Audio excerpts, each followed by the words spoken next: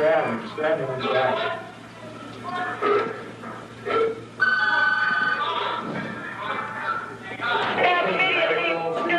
Medical, C3. We need backing, we need medical. We're gonna need SWAT, we're gonna have that. Down here. Do that. Let those guys in. Yeah. Duty officer, you need SWAT down here, full gear. Stephen. Duty officer, go ahead, come back again. Here. This Johnny. Yeah. 1 and 2. Yeah. The shank went into 10.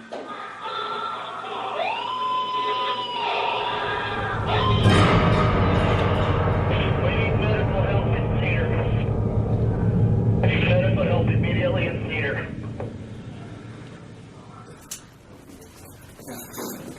Take these off my feet. Yep. I went into the situation that I'm going to have to kill the guy. I'm not going to just hurt him. I'm not going to stab him 2 times and say, yeah, we're even.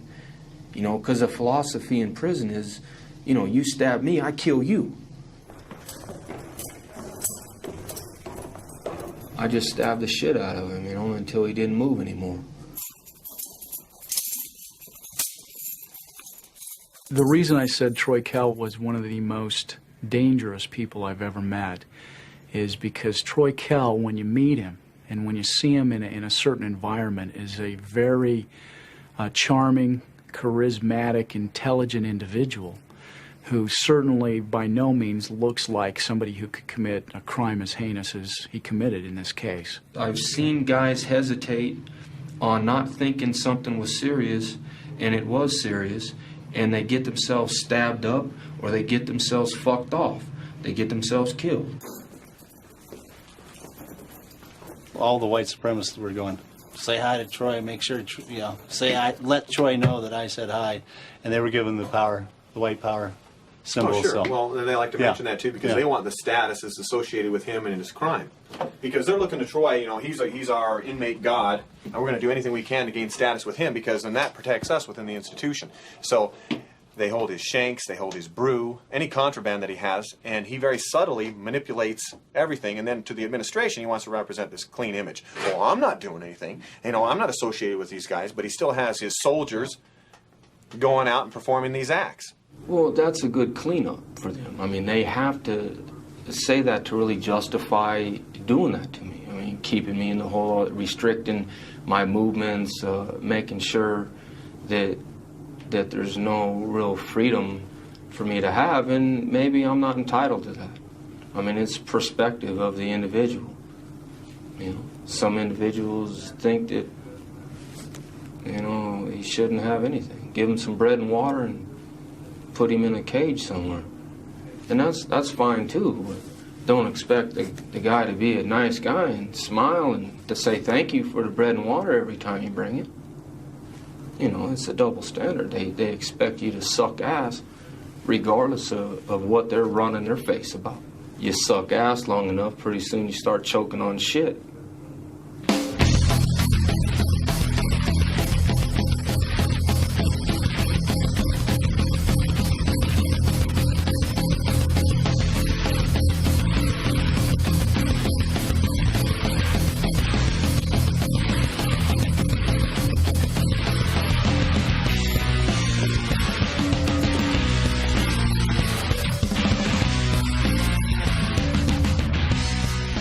A lot of my personality now is reflectant from how I was raised in the penitentiary. It desensitizes you. You don't have the human interaction, the contact, understanding or anything. It's structured that everybody's a piece of shit. You shouldn't respect anybody. It's kind of like, you know, just, it doesn't matter.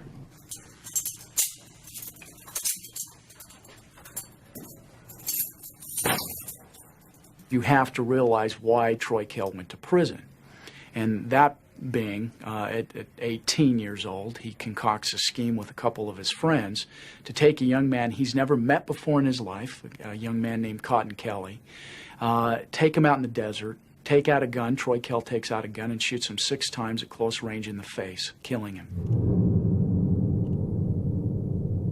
After the killing, takes his wallet, and they go by a convenience store and buy liquor.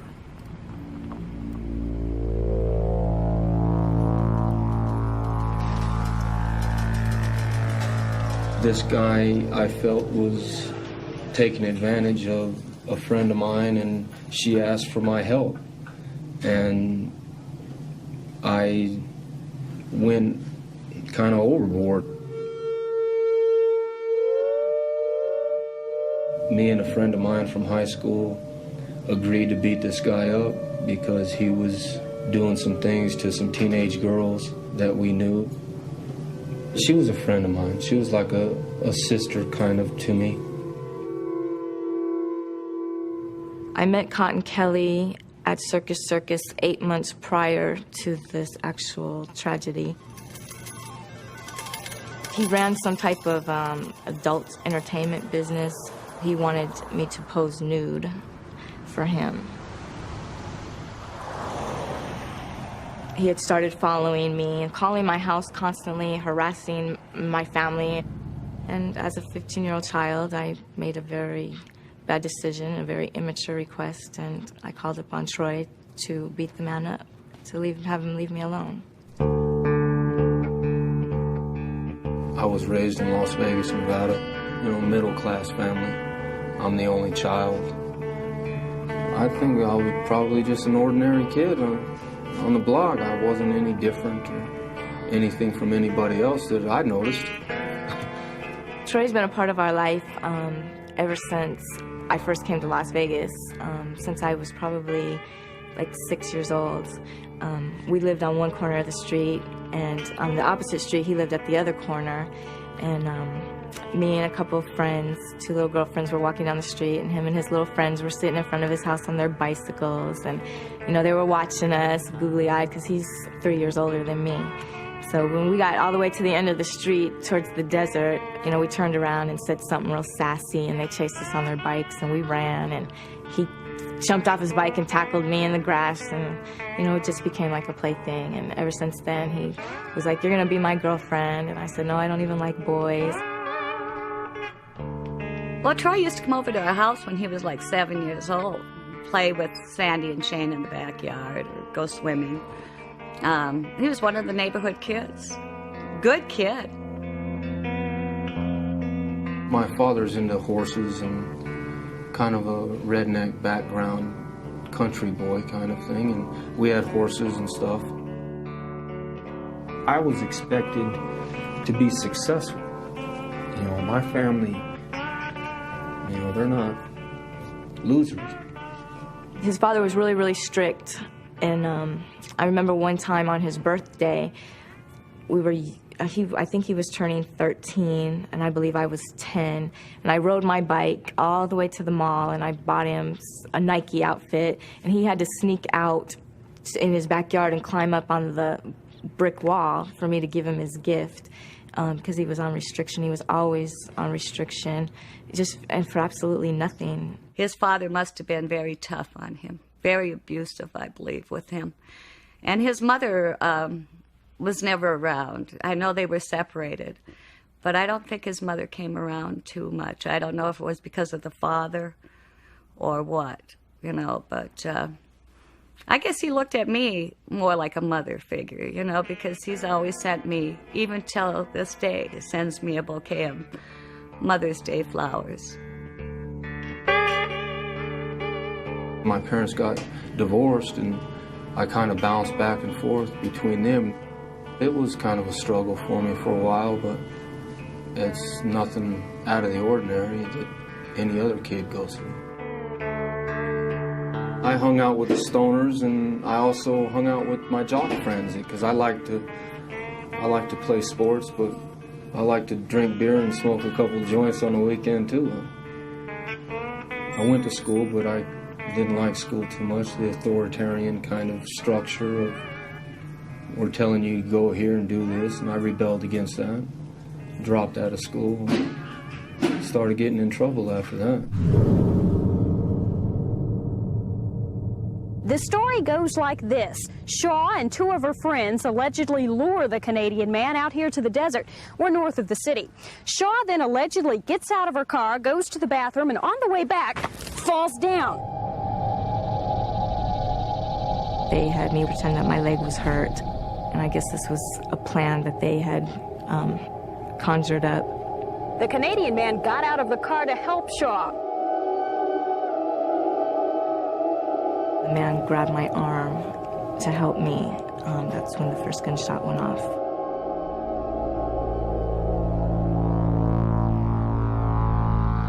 For a reason that I can't really understand, I decided to bring a gun and shoot the man and kill him.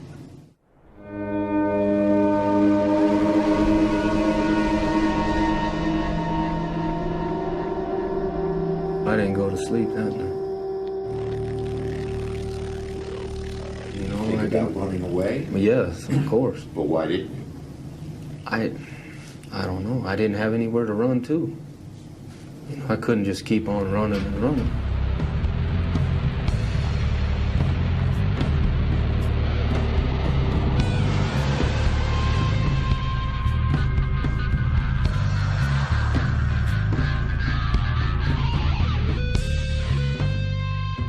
Police say this desert landscape near Rancho and Durango was the stage of a grisly show and tell this past week. Police say the three suspects spent a week going back and forth here in the desert, showing off the body to their friends.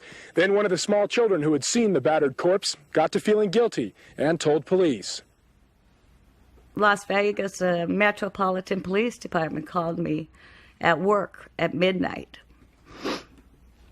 and told me that they had Sandy downtown on a homicide.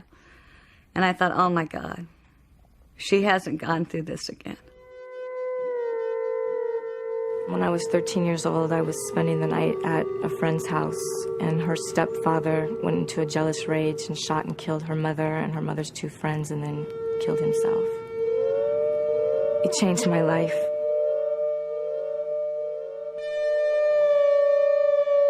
I detached myself from my emotions. I didn't have a sense of life or death. It was just all the same to me. Another episode happened to her. She's walking home from school, sees this guy come running up behind her, girl in front of her, sees the guy shoot the girl in the back of the head. She's already gone through this. Now this is two. How many times? I mean, I'm 48 years old. I've never seen anyone in my lifetime get shot. I mean, what are the odds? So I went down and I find out that she's the one being charged with it. I can't tell you how bad that hurt. To know my daughter was involved and a man's life had been taken.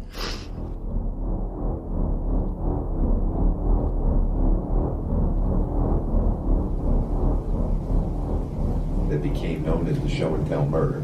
Right. How did it get that name? The girl was in high school at the time, and I wasn't. I had already dropped out of school. She had some girlfriends from school that she knew, that they both knew the man prior, and, you know, kids kind of, I don't know, brag about what happened, you know, remember that guy, and, well, he's, you know, dead out in the desert, and, you know, they don't believe her. So she decided to take him out there and see the guy, and that was kind of the way it went down. The night after Cotton was shot, the next morning, I had gotten up to go to school. I didn't know if this had happened to me or was I just thinking this happened to me. I wasn't really sure. And so I went back to the scene of the crime, and I seen it from the side of the road.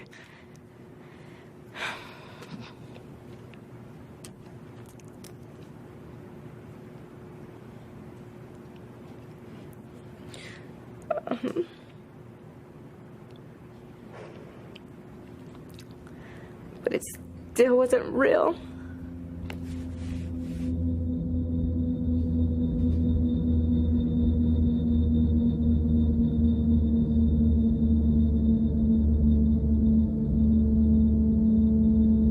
Teenager Sandy Shaw testified in her own defense today, staring only at her attorney. Shaw explained how last September, she and 2 older boys drove into the desert with a Canadian man. After the first shot, cotton moaned and hit the ground. And there was another shot, and then Billy yelled, "Get him down, Troy, get him down." And at the same time that was being said, there was 2 more shots. What did you do? There was nothing I could do. It was all behind. Everything was behind me. I was on the ground. It was all behind me. What did you do? I was screaming.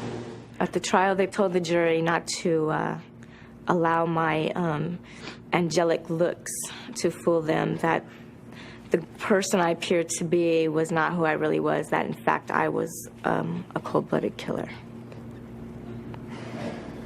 How did that make you feel?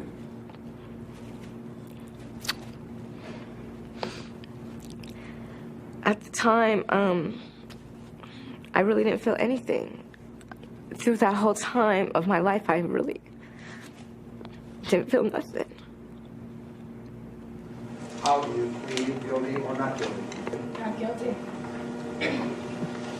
And charging you with conspiracy to commit robbery, conspiracy to commit murder, robbery with the use of a deadly weapon, and murder with the use of a deadly weapon. How do you plead, guilty or not guilty? Not guilty.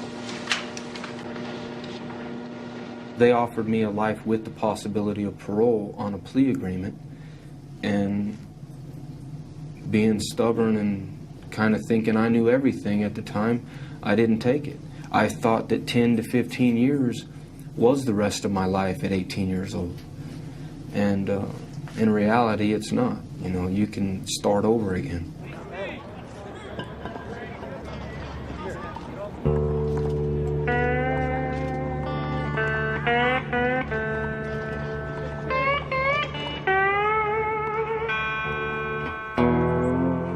I made a decision when I walked in the gate that I was going to come in there as a man and I was going to leave as a man. I wasn't going to resort to things that a lot of people in my situation had to do to survive in prison. I wasn't going to suck dick. I wasn't going to wash people's laundry. I wasn't going to tell on people. I wasn't going to fall into that structure to survive in my environment. I kind of took responsibility at that time that I got myself in the situation. Now deal with it. I was fortunate in the sense of some older guys seeing that I had a lot of time to do, and I stuck up for myself, so they kind of put me under their wing on schooling me, on showing me who was who on the yard and what to stay away from. Don't get in gambling debts, don't get in any kind of drug debts.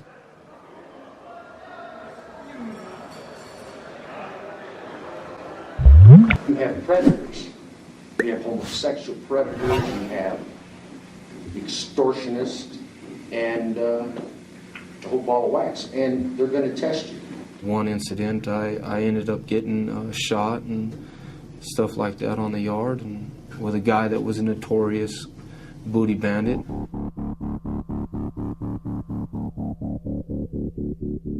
There was an older guy, a black guy, I can't even remember his name, homosexual predator. I was 19 and this guy was in his late 40s, and we were on the yard, and it came to either, you know, he says, if you want respect, you're gonna have to come and get some respect. So I had to make sure that that wasn't going to be tolerated. That meant that you battled for it.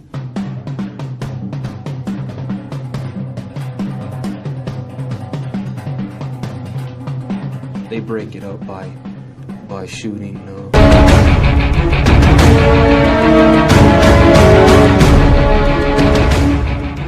rounds at you from waist. It's called skip rounding. I mean, it stopped the fight. It blew me off my feet, you know, because, I mean, you're getting shot by a 12-gauge shotgun from like 30 feet away. So it blew me off my feet, and, you know, the fight was over after that.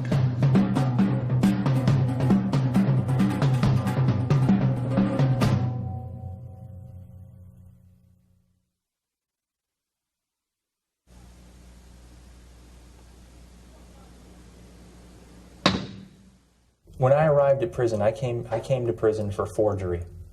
I forged a $300 check. That's what I was in prison for. I was serving a sentence of a 1 to 15. I wasn't placed in like a minimum security prison for forgers. I was placed in a super maximum security prison for murderers. Eric Daniels was a co-defendant to Troy Kell, and in fact was the individual during the homicide that laid across the victim's leg so as to incapacitate the victim from moving. The ironic thing, had been sent to prison on a 0 to 5, somewhat minimal forgery case, where he had actually taken a check from a local sheriff here, which was his first mistake, and then forged the sheriff's name on this check.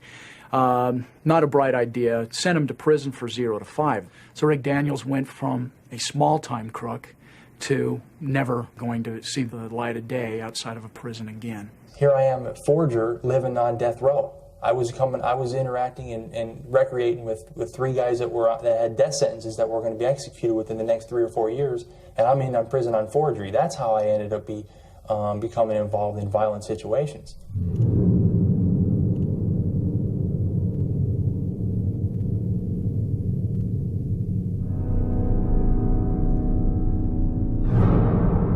I felt my only avenue for relief was to lash out against the authority, and that's how I became involved with the riot. Don't tell me nothing yet, and we got a deal.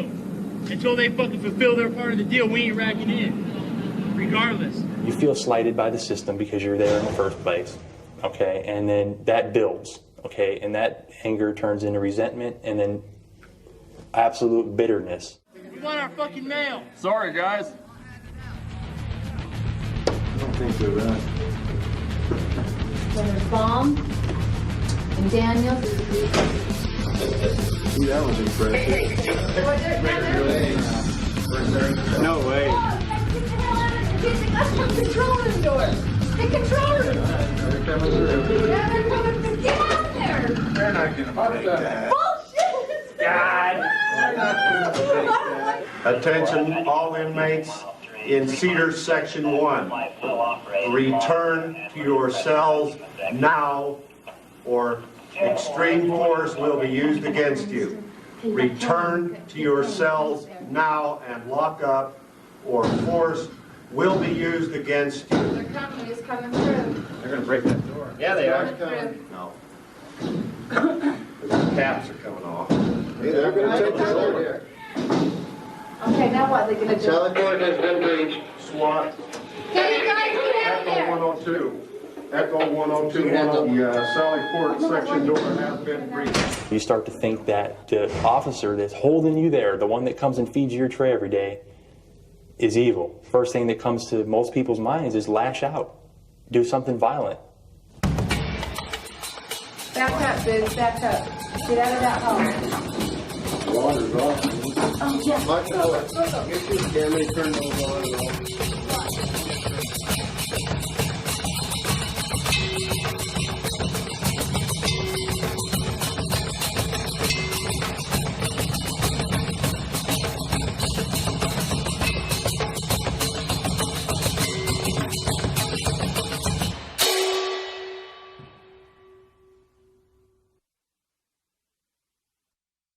You're in your cell for so long, by yourself, you have no television, no radio, very little contact with the outside world.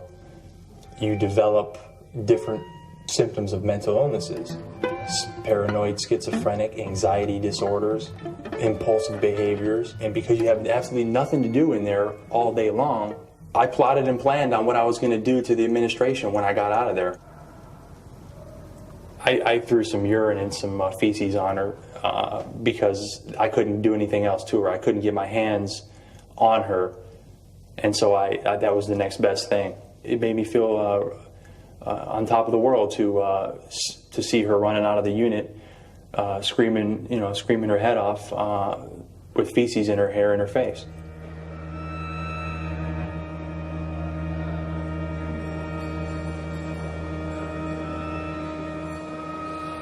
I got a phone call from some official in Utah. I don't remember his name.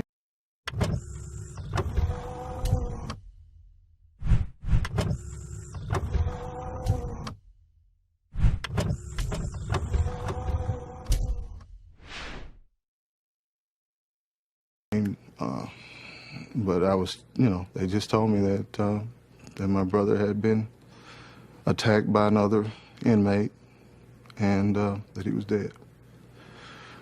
And I immediately called my dad and my mom. And you just don't want to believe it.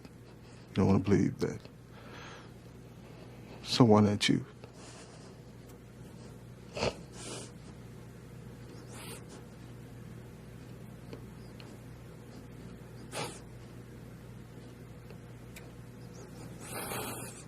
someone that you love is gone.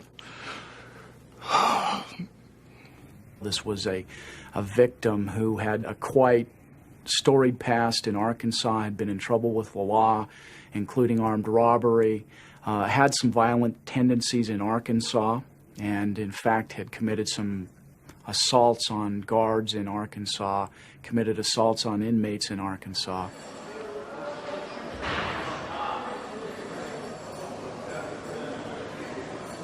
I want to paint a pretty picture of my brother because he was a maximum security risk, is what he told me, and I found out after his death that he was in lockdown. Originally, we didn't have any idea why the killing took place. As we got into the case more and more, we did more investigation. One of the more startling aspects of the case was that this was really just some racial hatred. The comments that Troy Kell made immediately after the killing.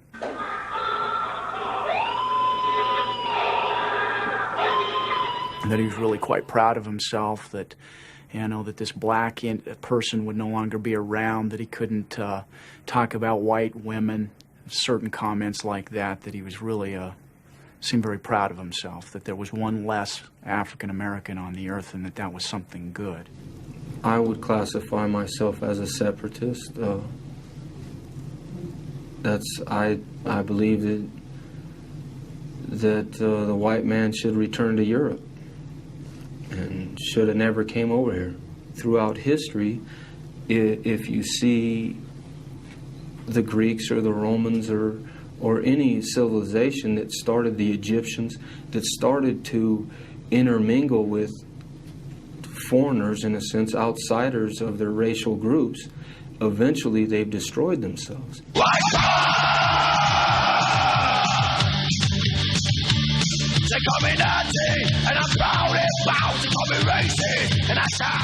As we delved into the case, we found out fairly quickly that Troy Kell had very strong beliefs as a white supremacist. The white supremacist group, or gang, if you want to call them that, is significant and probably the most significant single group or gang we've got in our prison. Prison has a tendency to, force an individual, someone who's impressionable as I was, young, to identify with a group and or a certain ideology, and I found that in the white separatist movement, and I felt like I belonged. I felt like I climbed a mountain, reached, got to the top, planted the flag, and I was home.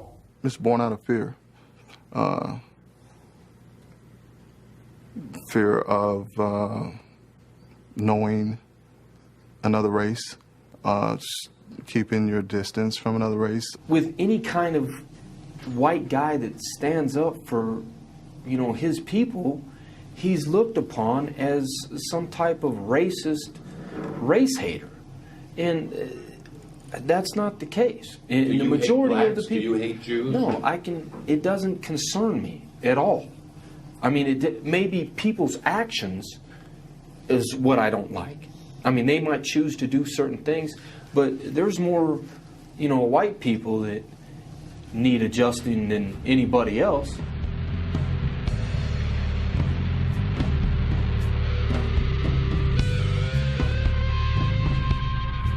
In preparation for the case, and primarily the sentencing portion of the case, I went out to Nevada, where of course Troy was housed as an inmate for years.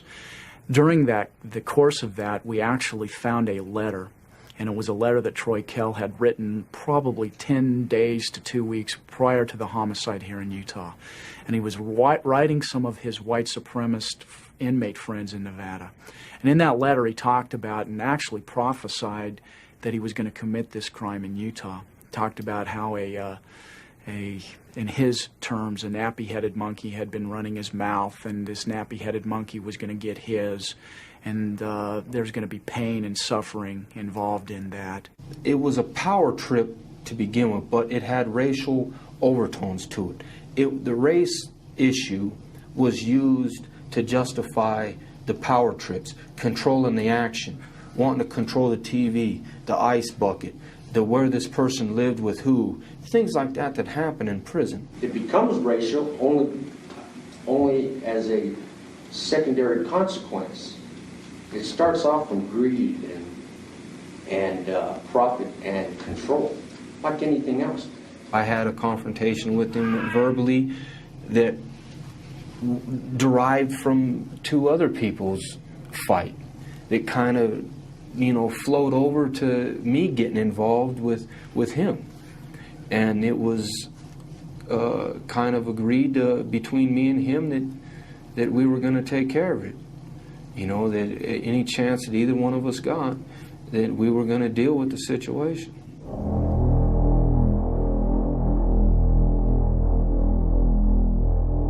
I prepared, I got a knife and I got a handcuff key.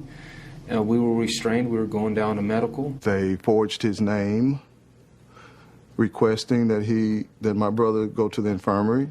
I filled out what they call a medical request slip for Blackman to get him out of his cell on a particular day. The guard came to my brother's cell and said, "Hey, you ready to go?" And my brother's, "What do you mean? Ready to go where?" They came over my intercom in my cell and said, "Daniels, you know, you're going to medical today." And I knew it was the day. He was sporting his colors, you know, flying his bandana. When he got to the infirmary, Troy Kell and Eric Daniels and another inmate were there also. The next thing I know, Blackman's running towards me. And it was on. He's trying to stab him. Stab him in the back.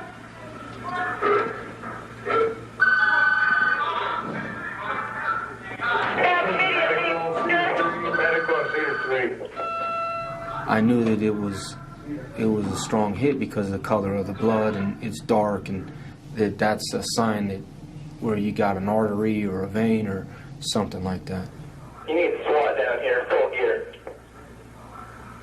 Stephen. Hey, officer, go ahead, come back again. Here. This Johnny. Yeah. 1 and 2. SWAT, full gear in Cedar 3 now. Section 3 here.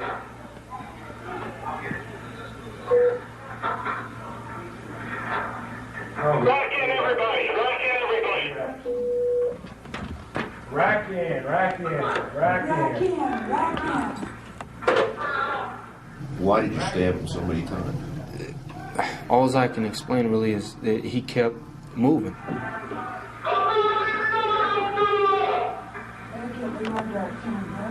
I just stabbed the shit out of him, you know, until he didn't move anymore. And I ended up stabbing the man to death. The shank went into 10.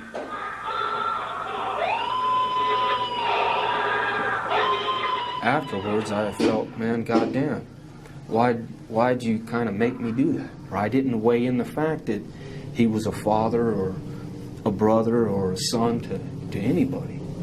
You know, I didn't see him as a human person. The prison guards saw this happening. There were civilians there. The guard ushers them out. They then go and get into full riot gear. My brother's still being stabbed. Waiting medical help in Cedar. Medical help immediately in Cedar.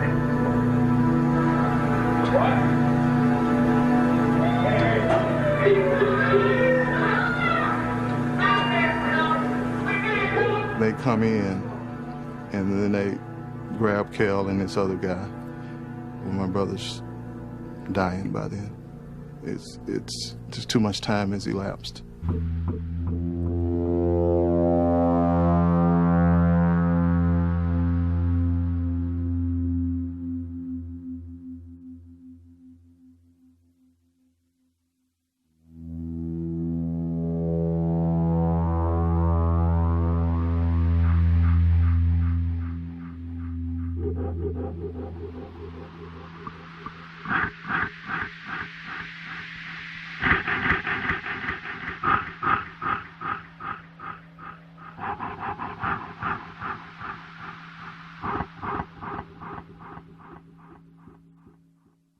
I will tell you that I've never seen anything like that in my life. I got more and more horrified the more I watched it, as I had to watch it over and over again to prepare for the case. Actually, to the point where we had to count the number of stab wounds. After watching the videotape initially, several nights I had problems sleeping. From a prosecutor's standpoint, to have a videotape of the crime is kind of unheard of.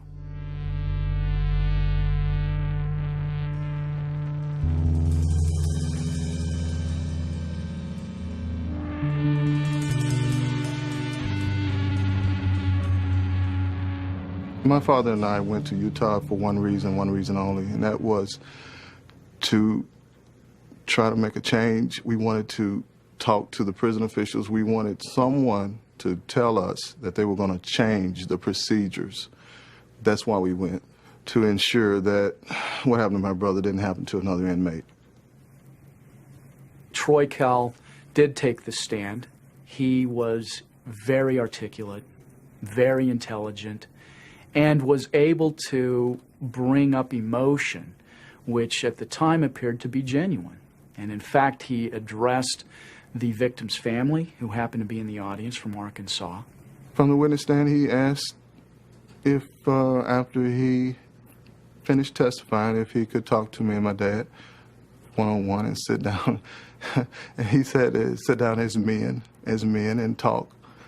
Told them how sorry he was that he had killed their son, their brother, and he actually was crying at the time, which I've got to say, as a prosecutor, it was one of the more remarkable events I had seen from a defendant testifying on the stand. There were, like, I think 8 women on the jury and 4 men, and I kind of looked over it when he was testifying, and some of the women were crying.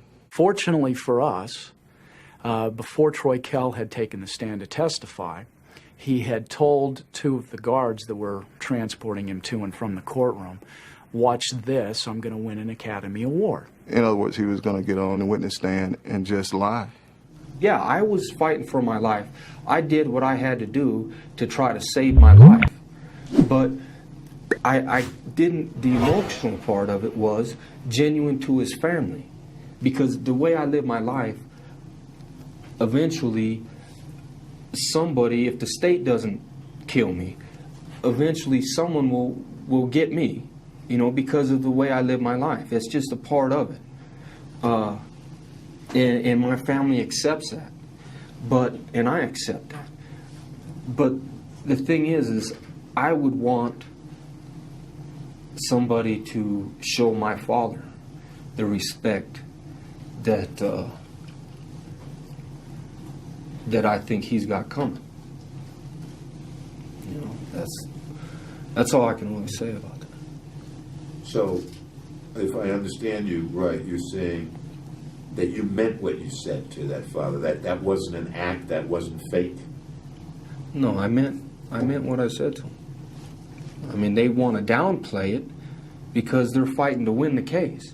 I put the guards back on the stand, And the guards ended up testifying as to this conversation they had had with Troy Kell about winning an Academy Award.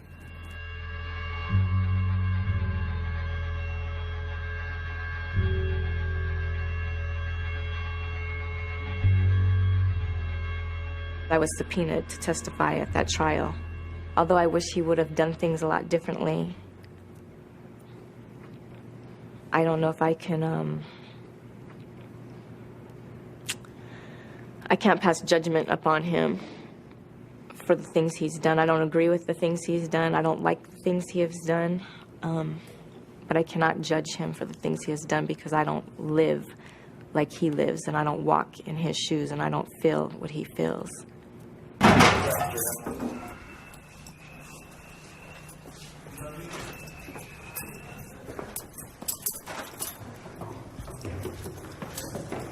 If society has once sentenced him, convicted him to life without possibility of parole for a murder, and he's chosen then in a very brutal fashion to take another life while incarcerated, what other option is available? And realistically, the chance that Troy Kell in the future could commit another homicide while in prison. And I think that was probably the most weighty thing that ended up in the jurors voting for the death penalty. I don't think the death penalty works. You know, there are people who's on death row, and you know, we just recently had some. McVeigh was put to death. Does that stop terrorism? I don't think it will. Does it stop people from murdering and killing and raping? I don't think it will. You know, some of my coworkers say, "Hey, well, he won't do it again." Well, sure, but that doesn't deter others. There's no punishment on this earth that's going to even come close to what Kell will face when he meets God. That's my personal belief. You can kill him 20 times over, and it won't even come close to what he will suffer in the face of God.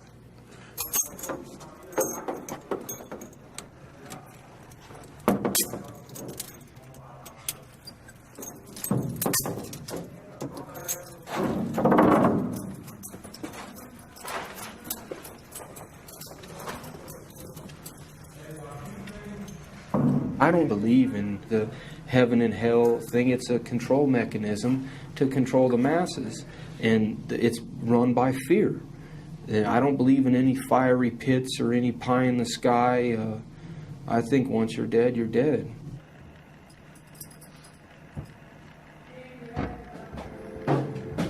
And when my life is over,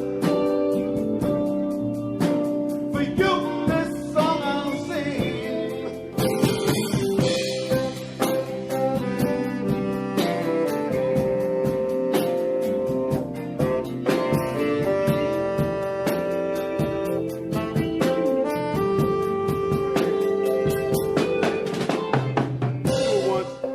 Eric's gonna come in. When Eric come in on the second time he do his line, that's when the whole band come in. All right, let's try it. You got a line sign? No. I came to a saving knowledge of Jesus Christ, and that happened almost 3 years ago. The way I look at people, my relationships with my fellow man and woman have just changed dramatically. I no longer see people in terms of skin color. I am considered to be a race traitor in their eyes. And so even the things that I'm saying to you right now are things that, you know,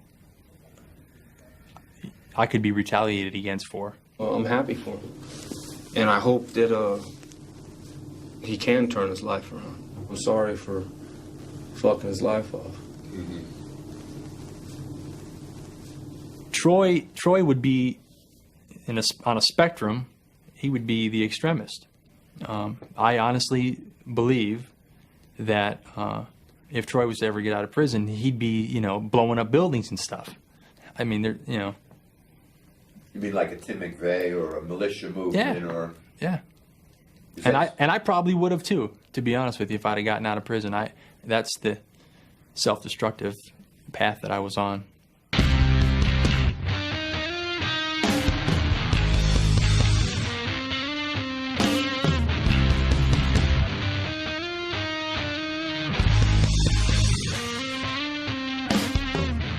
the 8th letter of the alphabet is H. HH stands for Heil Hitler.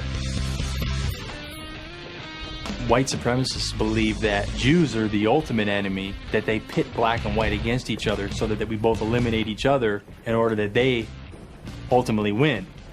And that's the whole philosophy in a nutshell. Yeah, the banks, the media, they subliminally inject thoughts and opinions into people's minds, and those opinions are all favorable for the Jewish agenda and all that nonsense. And the thing is, I see it now as nonsense, but I'm telling you, I bought into it. I think that there's some merit to that if you look at the people that are calling the shots. And I think it's definitely not coincidental. I mean, they look out for their own. I mean, they've been through some hard damn times in the history of the world, and they're entitled to do that, and it's a power trip. It's all it is. It's a structure. Do you believe the Holocaust happened, or do you believe these revisionists who said it never happened? It's just a bad rap on the Third Reich. To the magnitude that they say, no, because there's no mention. It's only the numbers don't match up to the claim of what they're saying of the Holocaust. Yes, I believe it happened. There was a war going on, and he told them what they were going to do, what he was going to do, 10 years before he even started doing it. It's seek and destroy. That's the way it was, conquest. That's what was happening. I mean, it was. That's just the way it went. I mean, that's how nations were built, was by force.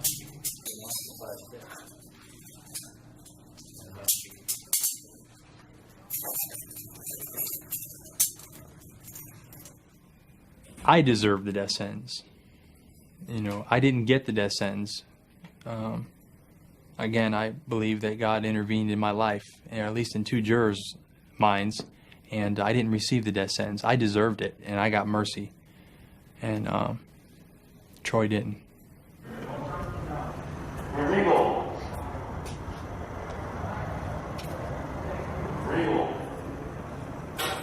I've only been here for one execution, and it happened to be the firing squad.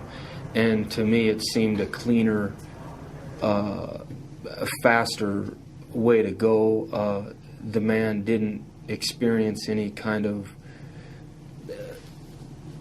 because they think it's like a medical thing. I got a problem with the way. I don't have a problem with the death penalty. Okay, it's in the sense of that's the penalty. But when they try to, make it like a medical procedure, like they're going into like an operation or something like that, show it for what it is. You're killing a guy, regardless of the justification. We can all justify our actions in one form or another. The fact is, you're killing a guy. So show it for what it is. That's what it is. I think they should take it down to the Delta Center and show the public what exactly is going on. When he first entered the system, he was 18 years old. He was a handsome man. He was an intelligent man. And I remember him telling me, I'm entering as a man and I'm going to remain a man. And I believe he's done that. I still wake up to this day and I cannot believe I'm here.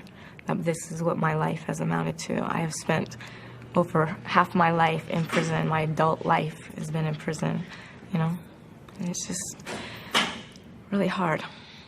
And sometimes I wonder, will I ever get a driver's license? Will I ever get to go buy furniture for, a house? Am I ever gonna, Click on Mouse Invaders and click OK. I hope and I pray that one day I will be given a second chance. I was an unhealthy child. I was a lost child.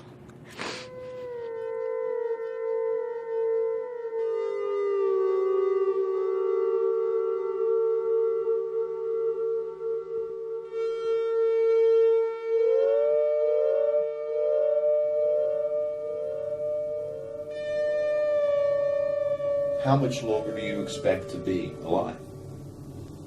I don't know. I can't even answer that question. I can't even answer that question. I don't know. I really don't know. I hope a long time, but I go through that all the time. So I don't know. You go through what all the time? I go through with making the decision of, living through this shit or not. Because I fucked my life off. So, I've been pissed off since I've been 18 years old.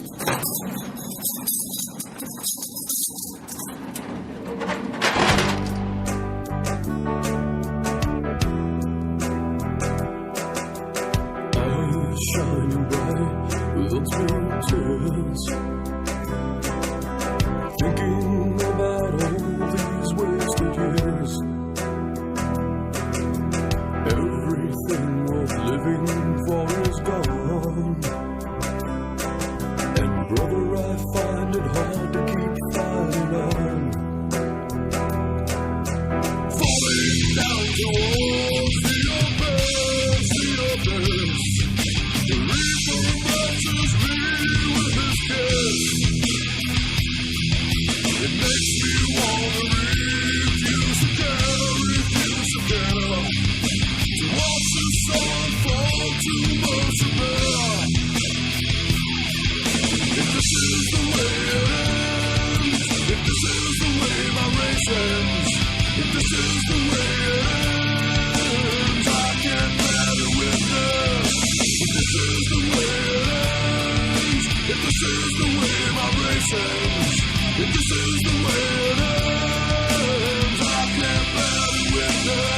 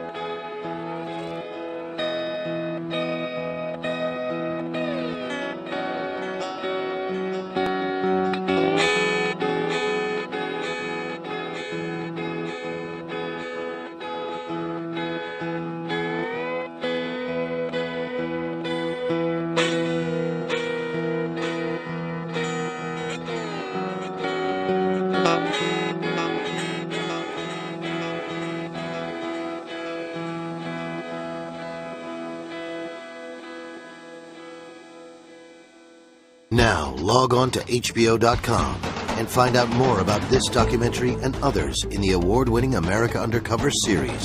Informative, interactive, intriguing.